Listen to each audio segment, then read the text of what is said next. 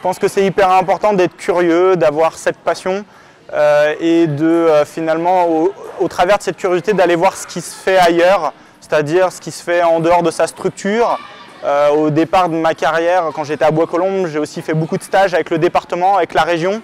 Ensuite, j'ai eu cette opportunité de partir à l'étranger. J'ai aussi été dans des centres en Suède, en Belgique. Et j'espère cette année, si le Covid nous le permet, d'aller au Portugal et au Danemark. Et je pense que c'est vraiment important pour continuer à progresser. La formation continue, elle est importante, mais c'est surtout aussi beaucoup ces expériences dans d'autres centres, d'autres philosophies qui nous font poser des questions, se remettre en question, et je pense que c'est ce qui fait le plus progresser. Pour le début de la séance, du coup, vous vous échaufferez ensemble. Ça sera un long échauffement libre, parce qu'après on commence tout de suite par une petite montée de table. Marcos avec Lucian, Yanan avec Léo, Rémi avec Amélie, Kevin avec Gaël, Karen avec Antoine pour l'instant. C'est parti! T'es gentil. Et après par contre tu te montres le pivot. J'ai démarré quand j'étais au lycée à 17 ans. Du coup ça permettait de gagner, d'avoir un petit peu d'argent de poche, d'aider mon club.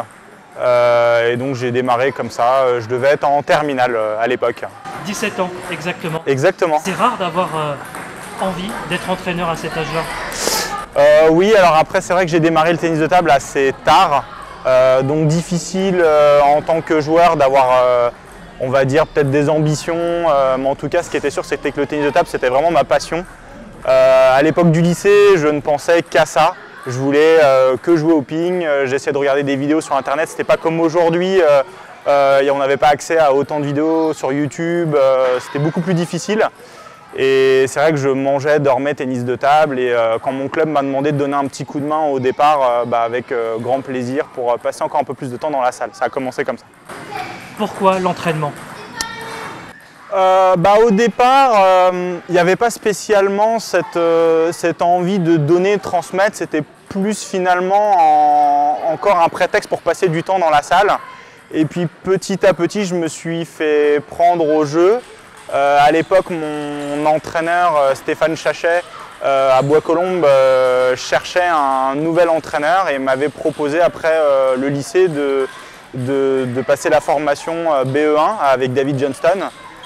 Sur 2 ans, et je me suis dit pourquoi pas continuer, là comme ça un peu ça me plaît, et à voir. En même temps j'étais sur des études plutôt de maths informatique après le lycée, et je me suis dit que le club retrouverait quelqu'un si j'acceptais pas, alors que si ça le faisait pas en tant qu'entraîneur, je pouvais après rebasculer sur l'université au bout des 2 ans.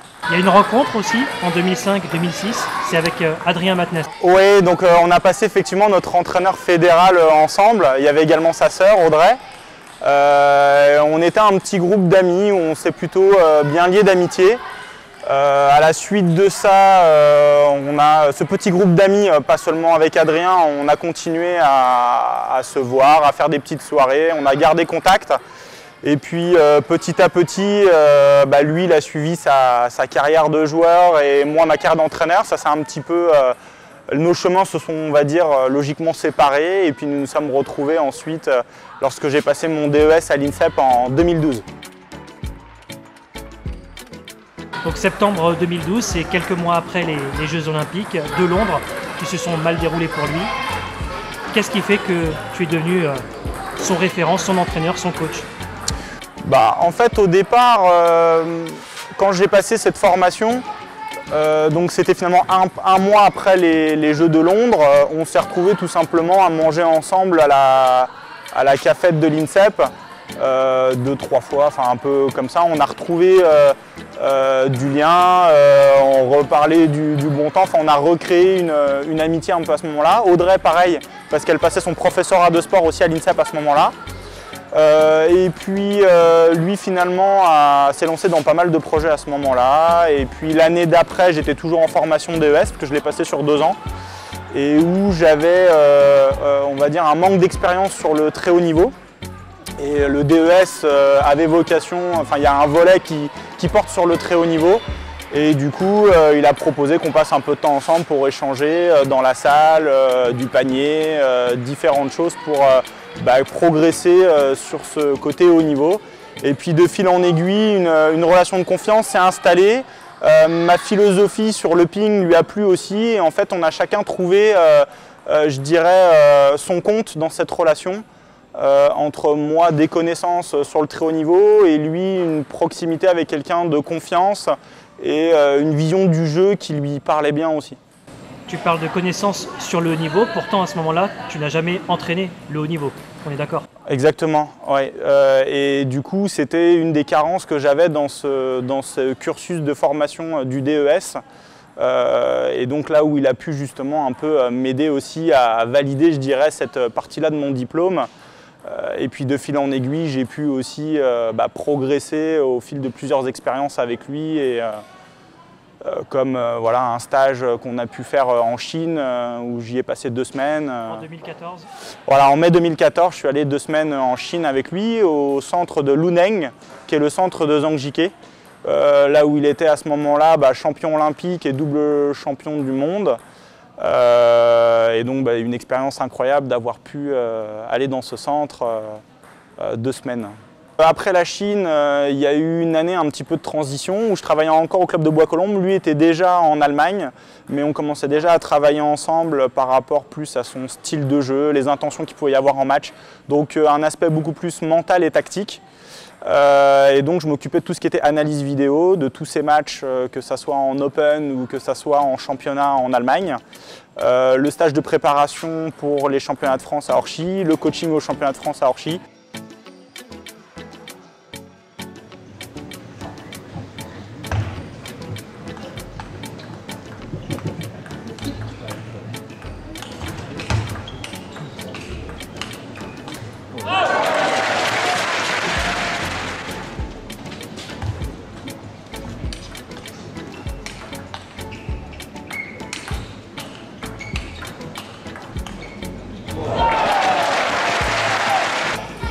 Alors, en 2015, championnat de France, un nouveau championnat de France pour Adrien Matenet, après plusieurs échecs.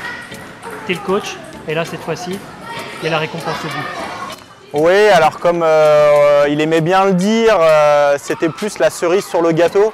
D'ailleurs, je crois qu'il te l'avait dit, Alexis, à la suite de sa victoire, cette expression. Parce que pour nous, ce qui était important, c'était surtout la préparation et ce qu'on allait y mettre derrière dans une optique de progression pour préparer aussi notre année en Allemagne. Parce qu'avant ces championnats de France, on savait déjà qu'il y aurait l'aventure en Allemagne. C'était déjà fait depuis un moment, enfin c'était déjà décidé depuis un moment. Et l'idée pour nous, avant d'aller chercher un résultat, c'était vraiment de progresser, évoluer, qu'on apprenne à mieux se connaître et qu'on évite de démarrer l'aventure avec des erreurs. Donc voilà, c'était prendre de l'avance sur notre aventure en Allemagne. Et s'il y avait un résultat, c'était la cerise. Mais ce n'était pas le plus important au départ. Et je pense que peut-être qu'Adrien, plusieurs fois, était stressé, pas toujours bien pour cette compétition. Et je pense que d'avoir mis le résultat au second plan, je pense que ça l'a aidé aussi à avoir moins de pression et finalement à avoir le parcours qu'on a connu sur ces championnats de France à Orchy en 2015. Le résultat pour moi, c'est on s'entraîne pour avoir des résultats. Tout à fait, c'est l'aboutissement, on s'entraîne pour avoir des résultats.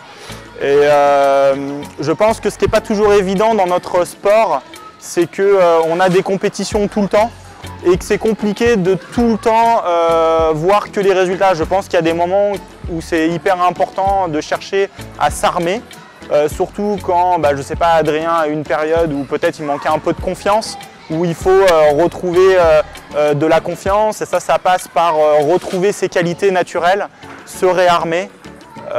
Retrouver une estime de soi-même, et dans un second temps, une fois qu'on est prêt, qu'on est armé, bien sûr qu'on va chercher la performance.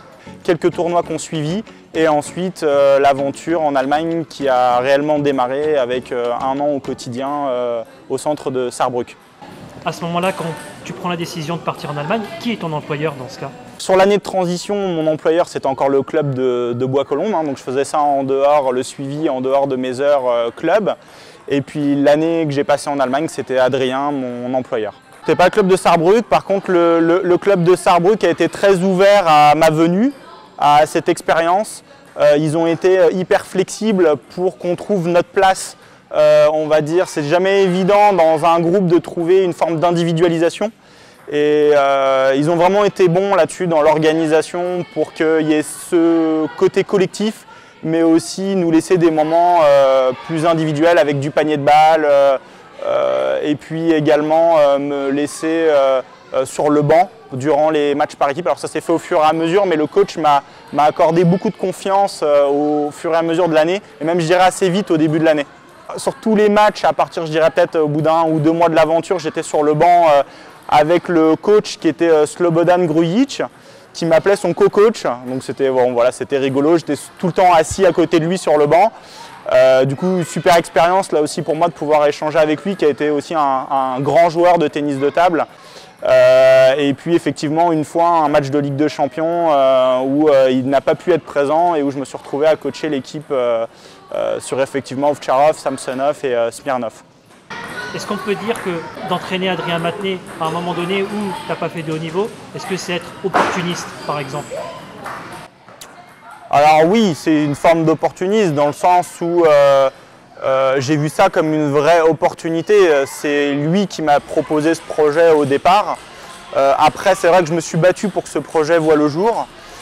Mais au départ, j'avoue que jamais je n'avais entrevu la possibilité d'un tel projet, d'une telle aventure.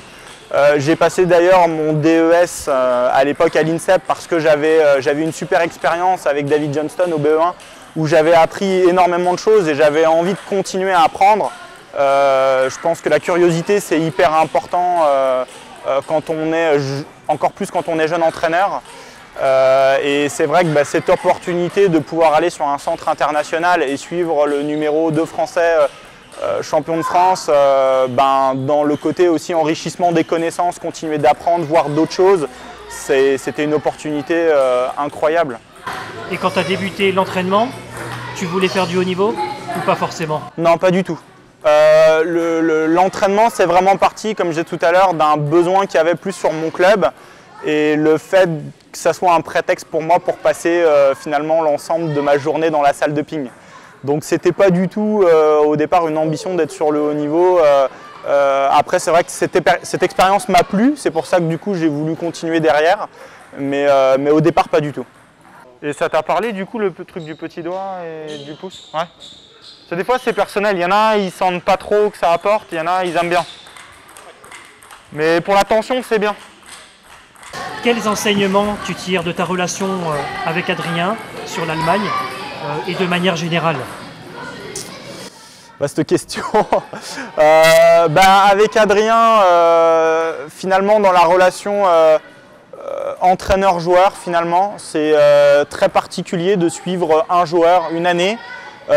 On a même de temps en temps fait des stages, donc de se retrouver seul avec un joueur pour faire un stage. Alors des fois avec des sparring, mais de finalement avoir l'objectif que d'un seul joueur dans un stage, c'est quand même très particulier. Donc c'était une expérience très riche au niveau des échanges qu'on a pu avoir. Finalement, quand on a commencé à travailler ensemble, c'était des joueurs expérimentés. Donc d'échanger aussi sur les différentes erreurs que lui a pu commettre ou différents échecs qu'il a pu avoir. Ça a été hyper enrichissant pour moi d'échanger avec lui là-dessus. Lui a énormément réfléchi à sa pratique, à son parcours. Donc tous ces échanges-là ont été hyper intéressants. Et puis après de pouvoir, moi en tant qu'entraîneur, échanger avec le staff de Sarrebruck, d'échanger aussi avec d'autres joueurs venant d'autres cultures que la France. Je pense que c'est peut-être ce qui m'a le plus apporté sur cette année en Allemagne. C'est vraiment l'ouverture sur d'autres cultures ping. Moi qui venais seulement de la France. Et ensuite, retour en France. Ouais, retour en France. Il fallait que je retrouve du travail. Donc dans l'idée, j'aurais bien voulu, avec tout ce que j'avais appris sur mon année, le remettre à profit. Donc de pouvoir essayer de continuer à travailler sur du haut niveau, parce que j'avais vraiment la sensation d'avoir acquis une forme de modernité dans les connaissances. Surtout que pour rappel, c'était le début de la balle plastique. Donc il y avait pas mal d'évolutions, il y a eu beaucoup d'évolutions dans notre sport. Et puis c'était important aussi pour moi vis-à-vis de ma compagne qui m'avait laissé partir un an vivre cette opportunité de découvrir plein de choses dans ma passion et ma discipline à l'étranger, de trouver un travail qui soit proche de là où elle bosse et là où on vivait en région parisienne. Donc c'est là que j'ai pu trouver un mi-temps à Issy-les-Moulineaux sur la pro et l'équipe réserve, donc qui continue de toucher au haut niveau, et puis en tant que CTD sur le comité du 92. Avec l'équipe d'Issy-les-Moulineaux, justement avec des nouveaux objectifs qui sont revus à la baisse, mais d'une manière, une approche différente de l'équipe première. Oui, tout à fait. On a eu une baisse de nos ressources, comme je pense beaucoup de clubs à l'heure actuelle. Et donc il a fallu se reposer des questions sur finalement qu'est-ce qu'on souhaitait de cette équipe, à quoi elle servait au niveau du club.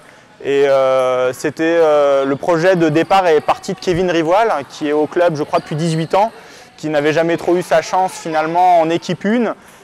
Parce que l'équipe soit était en Pro A et jouait le maintien, soit elle était en Pro B et jouait les premiers rôles pour la remontée. Et donc là, le fait de jouer le maintien en Pro B, c'était parfait, je pense, pour intégrer Kevin et d'intégrer aussi d'autres joueurs un peu dans son profil qui avaient à cœur de progresser, de vouloir maintenir l'équipe en Pro B. Et maintenir une équipe, malgré tout, toi, ça te satisfait en termes d'objectifs ? Tout dépend, encore une fois, avec quel effectif on part. Mais en tout cas, dans la formule actuelle du championnat, je trouve presque plus excitant finalement de jouer le maintien que la montée. Alors, tant qu'on est en course pour la montée, bien évidemment, c'est très excitant. Mais c'est vrai que cette formule, la formule du championnat actuel, avec une montée, une descente, fait que à chaque fois on était distancé au début de la phase retour et finalement on jouait sans objectif toute cette phase retour, ce qui des fois n'était pas toujours très intense en termes d'ambition sportive. Alors que là je pense qu'en jouant notre maintien tout au long de l'année, étant dans les équipes les plus faibles, je pense que l'attrait sportif va être vraiment très intense du début jusqu'à la fin. Conseiller technique départementale, coach en Pro B à Issy-les-Moulineaux et aussi manager d'une marque Géo. Pour aller où? Pour faire quoi? Comment tu te vois plus tard? C'est une bonne question, une question que je me pose actuellement.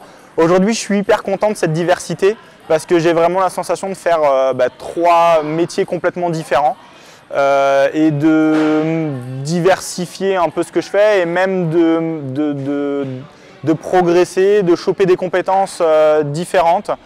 Et je pense qu'à un moment donné, il va falloir que je fasse un choix. Et je suis assez convaincu que malgré ces 3 métiers différents, je progresse et j'apprends des choses qui sont transversales à ces 3 métiers. C'est-à-dire que dans mon rôle de manager pour Gevo, mon métier de coach me sert, mais en tant que CTD aussi, mon rôle pour Gevo me sert également dans une stratégie marketing ou les réseaux sociaux. Donc c'est vraiment très transversal et je me pose en effet en ce moment des questions sur mon avenir et je pense qu'à un moment donné, c'est bien de progresser et d'apprendre plein de nouvelles compétences, mais je pense qu'à un moment donné, il faudra que je fasse un choix et que je me spécialise dans un des 3. Tu l'as pas encore fait? Non, pas encore. Tu réfléchis alors? Mais je réfléchis. Merci Ludovic. Merci à toi Alexis.